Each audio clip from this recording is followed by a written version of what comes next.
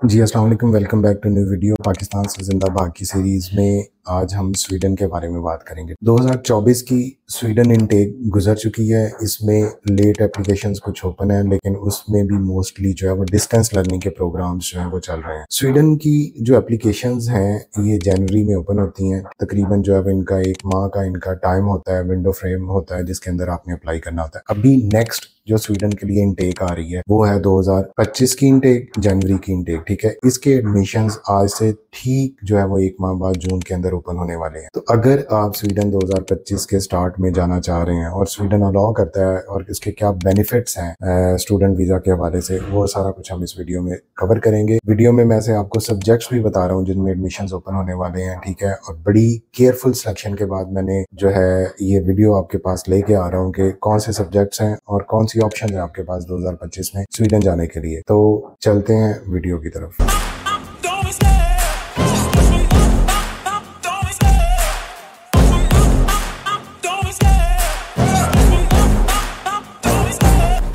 तो सबसे पहला ये क्वेश्चन है कि why you should move to Sweden in 2025। Pakistan से जिंदा भागना ये सबसे बड़ा मोटिव है, और उसमें स्वीडन, फिनलैंड, ऑस्ट्रिया, ठीक है, यूके, ये वो कंट्रीज हैं जो आपको स्पाउस वीजा जो है वो अलाउ करती हैं। स्पाउस वीजा का मतलब ये है कि आप अपनी फैमिली और 18 साल से कम बच्चों के साथ जा सकते हैं। फैमिली में आपके बीवी बच्चे यही आते हैं, ठीक है, आपके पेरेंट्स या आपके सिबलिंग्स नहीं आते। तो स्वीडन को क्यों चूज करना है, देखें इसके कुछ रीजंस हैं, कुछ इसकी बेनिफिट्स हैं, वो मैं आपको यहाँ पे पॉइंट बाय पॉइंट बता देता हूँ और उसके बाद इस प्रोसेस को बता देता हूँ कि ये प्रोसेस कैसे होगा। सबसे पहला, top education system in the world है। बहुत अच्छी क्वालिटी ऑफ लाइफ है। इनकी एजुकेशन सिस्टम जो है वो तकरीबन टॉप 10 जो रैंक एजुकेशन सिस्टम्स हैं वर्ल्ड में, जिसमें फिनलैंड है, जिसमें यूएसए है, यूके है, ऑस्ट्रेलिया है, उसके अंदर आता है। क्वालिटी ऑफ लाइफ है यहाँ पे एक बहुत पढ़ी लिखी कम्युनिटी है, बहुत एक डिसेंट सा जो है वो कंट्री है जहाँ पे लोग अपने काम से काम रखते हैं। बड़ा एक पुरसकून मुल्क है। जो लोग खामोशी के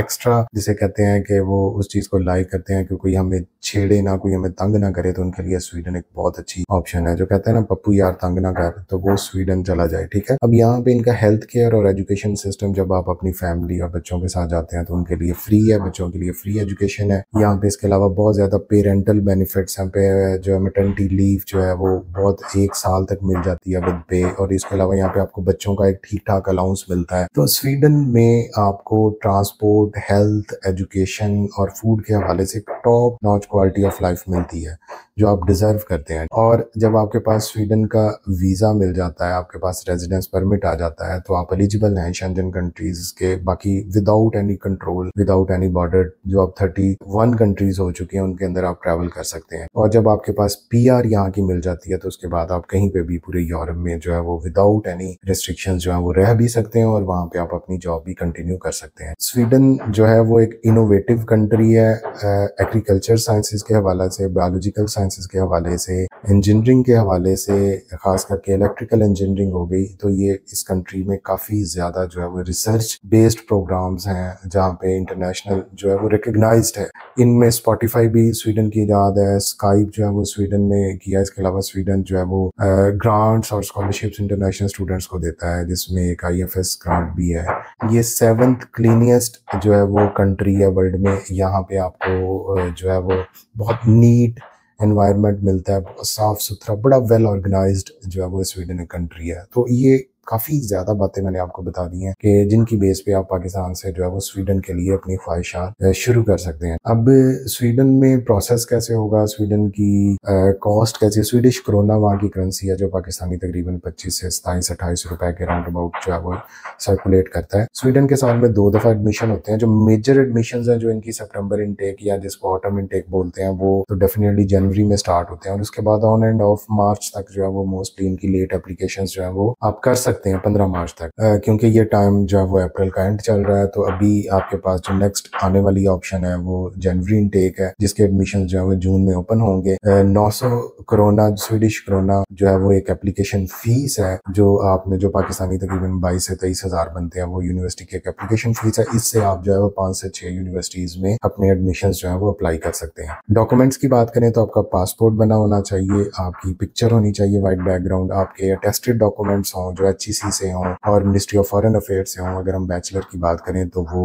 IBCC से और मोफा से अटेस्टेड हो। मैं बार बार हर वीडियो में कहता हूँ कि यूरोप के हवाले से अपना माइंड बना लें कि आपको विदाउट अटेस्टेशन आपका कहीं पे काम नहीं चलने वाला। तो ये जो ऑस्ट्रेलिया और UK की वजह से आप लोग फॉरेन से जैसे भी डॉक्यूमेंट्स आप एक्सेप्ट कर लेते हैं, तो यूरोप ये काम करने वाला नहीं है। स्वीडन में पहले ये होता था कि आपका विदाउट आइल्स एडमिशन हो जाता था, लेकिन अब बहुत स्ट्रिक्ट जो है वो रिक्वायरमेंट है। विदाउट आइल्स कोई यूनिवर्सिटी भी आपको एडमिशन नहीं देती। तो अगर आप मास्टर्स में जाना चाह रहे हैं तो आपका 6.5 नॉट लेस देन 6, और अगर आप बैचलर में जाना चाह रहे हैं तो आपका 6 नॉट लेस देन 5.5। और इसका इक्वलेंट ही PT है। कुछ प्रोग्राम्स हैं जिनकी रिक्वायरमेंट जरा हाई होती है, जिसमें C1 लेवल रिक्वायर्ड है, तो C1 में आपको 7 बैंड ओवरऑल जो है वो आइल्स का होना चाहिए, नॉट लेस देन 6.5। और कुछ मॉड्यूल्स ऐसे हों जब फॉर एग्जाम्पल राइटिंग में हो, स्पीकिंग में हो, तो जिसमें आपको जो है वो उसके अकॉर्डिंगली फिर आपका बैंड रिक्वायर्ड होता है। ये लेकिन प्रोग्राम टू प्रोग्राम जो है वो वेरी करता है। अब स्वीडन में बहुत लिमिटेड से कोई टोटल जो है वो 15 या 16 प्रोग्राम जो है वो जनवरी इनटेक में फुल डिग्री प्रोग्राम्स अवेलेबल हैं,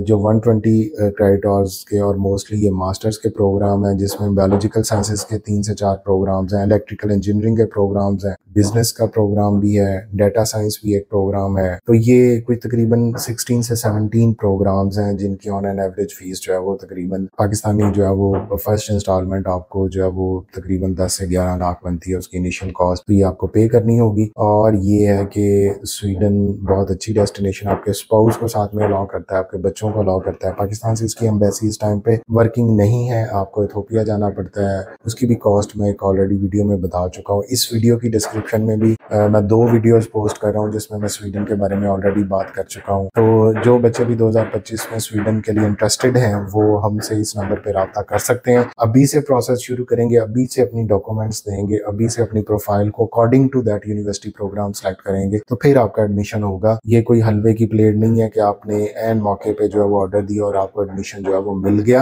एडमिशन में बार बार कहता हूँ कि यूरोप में एडमिशन आपको विन करना पड़ता है, एडमिशन आपको यूनिवर्सिटीज देती नहीं है। जो ट्रेंड में है कि जी आपने पैसे पे किया, आपने यूनिवर्सिटी को, UK, ऑस्ट्रेलिया, हर किसी को एडमिशन दे देता है। तो खुदा के लिए जब यूरोप को कंपैरिजन करें तो उसको थोड़ा सा डिफरेंट सोचें। यूरोप आपकी एप्लीकेशन को वैल्यूएट करता है फिर एडमिशन देता है। तो स्वीडन की कंसल्टेंसी हम प्रोवाइड करते हैं।